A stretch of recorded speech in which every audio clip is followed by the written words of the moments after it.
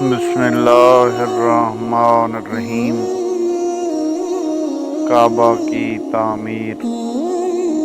امام جعفر صادق علیہ الصلوۃ والسلام سے منقول ہے کہ ان حضرت صلی اللہ علیہ وآلہ وسلم کی بعثت سے 30 سال پہلے مکہ میں سیلاب آیا اور کعبہ کی دیواریں شکستہ اور چھوٹی ہو گئیں اور چور سونے کے ہرن چرا لے گئے جن کے پاؤں جواہرات کے تھے، تو قریش نے ارادہ کیا کہ دیواریں بالکل توڑ کر از سر نو تعمیر کریں اور کعبہ کی چوڑائی اور زیادہ کریں، لیکن یہ خوف ہوا کہ پھاوڑا اس پر مرتے ہی کوئی بلا نہ ان پر نازل ہو جائے۔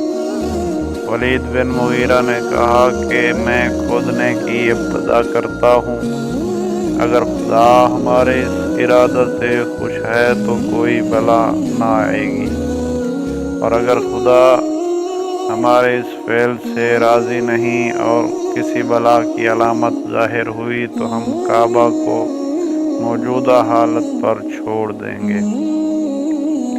غرض وہ کعبہ کی چھت پر گیا اور ایک پتھر کو حرکت دی کہ یہاں سے ایک سانپ نکل کر حملہ آور ہوا اور سورج کو گہن لگ گیا۔ جب ان لوگوں نے یہ حال مشاہدہ کیا، بارگاہ رب العزت میں تضرع و زاری شروع کی اور کہا، پالنے والے، ہماری نیت فساد کی نہیں بلکہ ہم تو اصلاح چاہتے ہیں۔ لباس کے بعد سانپ غائب ہو گیا۔ انہوں نے دیواریں گرائیں اور جناب ابراہیم کی رکھی ہوئی بنیاد تک کھودتے ہوئے پہنچے۔ جب اس کو بھی کھود کر کعبہ کو وسیع کرنا چاہا تو ایک عظیم زلزلہ پیدا ہوا اور تاریکی چھا گئی۔ بنائے ابراہیم علیہ السلام 30 گز لمبی اور 24 گز چوڑی تھی۔ اس کی اونچائی 9 گز تھی۔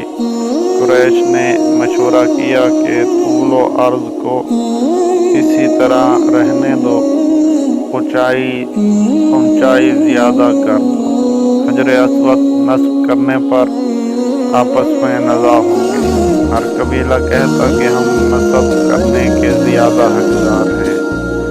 آخر معاملہ حکم پر طے ہوا کہ جو شخص باب بنی شیبہ سے پہلے داخل ہو وہ ہی کر دے۔ تو سب سے پہلے جو اس دروازے سے داخل ہوا وہ سرور کائنات صلی اللہ علیہ وآلہ وسلم تھے۔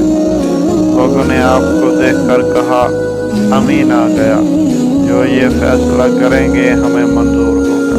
غرض ان حضرت نے اپنی ردا مبارک اور بروایت اپنی عبا بچھا دی اور حجر اسود اس پر رکھ دیا اور فرمایا کہ اس کے چاروں سروں کو قریش کے ہر قبیلے کا ایک ایک آدمی پکڑے۔ بنی عبد القمص سے عتبہ بن ربیع نے اور اسود بن عبد المطلب نے، ابو حذیفہ بن المغیرہ نے بنی مخزوم سے اور قیس بن عدی نے بنی سہم سے چادر کے گوشوں کو پکڑ کر اٹھایا۔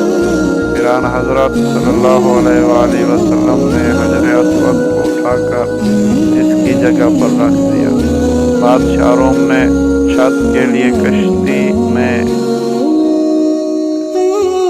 کے لیے لکڑیاں وغیرہ جو ضرورت تھی بھر کر بھیجی تھی، اس لیے کہ حبشہ میں اس کے لیے ایک عبادت خانہ تیار کیا جائے، لیکن ہوا نے اس کشتی کو مکہ کے ساحل پر پہنچا دیا، جو وہاں پہنچ کر کیچڑ میں پھنس گئی اور کسی طرح نہ نکلی۔ قریش کو یہ خبر معلوم ہوئی تو دریا کے کنارے آئے، دیکھا جو کچھ ان کو کعبے کی چھت اور اس کی آرائش کے لیے ضرورت ہے سب کچھ اس کشتی میں موجود ہے۔ انہوں نے وہ سب خرید لیا اور مکہ میں اٹھا لائے۔ لکڑیوں کی پیمائش کی تو وہ کعبہ کی چھت کی چوڑائی کے مطابق تھی۔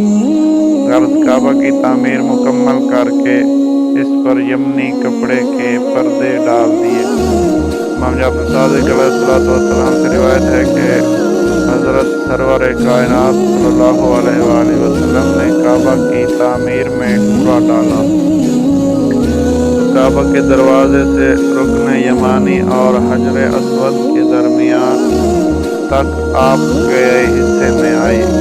और दूसरी रिवायत है कि मुवाफिक हजर असवद से रुकन शामी तक बनी हाशिम से मखसूस हुई। हज़रत इमाम बाक़िर अलैहिस्सलाम से रिवायत है कि पैगम्बर खुदा सल्लल्लाहु अलैहि वसल्लम ने कुरैश से पोशीदा 20 हज किए। वह सबसे पहले 10 और रिवायत 7 हज किए तो 4 बरस की उम्र में नमाज पढ़ी। अस्सलामु अलैकुम।